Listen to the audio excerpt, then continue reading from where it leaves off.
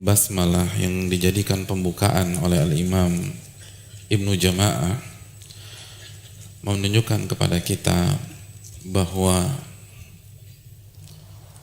prinsip para ulama kita di dunia ilmu adalah tawakal kepada Allah, meminta pertolongan kepada Allah, dan mengembalikan segala urusan hanya kepada Allah Subhanahu wa ta'ala.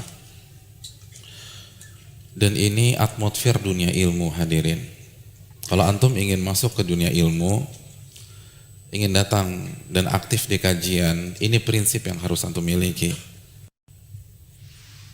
Jangan bosan-bosan bertawakal kepada Allah. Selalu minta kepada Allah Subhanahu wa ta'ala. Dan ini terlihat dari berbagai macam tindak tanduk para ulama. Terlihat dari sikap-sikap mereka. Di antaranya ini, mereka memulai buku-buku mereka dengan Bismillah. Dan Bismillah artinya meminta pertolongan kepada Allah, minta keberkahan kepada Allah Subhanahu wa ta'ala. Jadi walaupun mereka cerdas-cerdas, Al-Imam Ibnu Jama'ah di usia muda itu sudah jadi hakim syar'i. Beliau tidak mengandalkan kecerdasan beliau ketika menulis buku ini.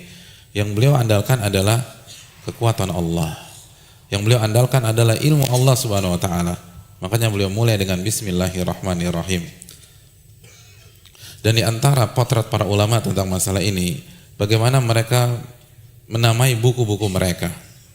Banyak para ulama menamai buku-buku mereka berdasarkan prinsip ini, prinsip tawakal, prinsip isti'anah. Dan banyak contoh masalah ini. Contohnya Al-Imam Ibnu Hajar ketika mensyarah Sahih Bukhari, judul apa yang beliau berikan ya untuk buku beliau? Fathul Bari. Fathul Bari. Apa arti Fathul Bari? Fat itu pembuka. Al-Bari salah satu nama Allah Subhanahu wa ta'ala. Itu judul buku, itu ada filosofinya. Artinya, saya tidak akan bisa menulis syarah Bukhari kecuali dibuka oleh Al-Bari Allah Subhanahu wa ta'ala. Dari judul buku aja sudah melambangkan ketawakalan seseorang. Dari judul buku saja sudah melambangkan ketergantungan seseorang kepada Allah Subhanahu wa taala. Al-Imam Syaukani punya buku tafsir, judulnya apa? Fathul Qadir. Al-Qadir adalah nama Allah Subhanahu wa taala. Jadi beliau ingin mengatakan, saya nggak akan bisa menulis buku tafsir seperti ini kecuali dibuka sama Allah Subhanahu wa taala. Secerdas apapun mereka nggak bisa. La haula wala quwata illa billah. Tidak ada daya dan kekuatan kecuali dengan petunjuk Allah Jalla wa ala. Di antara mereka ada yang istikharah sebelum mencantumkan hadis, sebagaimana yang dilakukan oleh Imam Al-Bukhari. Sebelum menyantumkan hadis istikharah, sebelum menyantumkan hadis istikharah, sebelum menyantumkan hadis istikharah. Jadi antum bayangkan, untuk satu buku saja ribuan kali beliau istikharah. Dia mau ngapain sih? Mau ke Singapura? Enggak, nyantumkan hadis, jelas-jelas syar'i, jelas-jelas sebuah ibadah. Tapi khawatir kalau saya mengandalkan kecerdasan saya, jangan-jangan salah menyantumkan, babnya sama hadisnya nggak nyambung, atau mungkin hadisnya bermasalah, hadisnya beliau pikir sahih jadi lemah.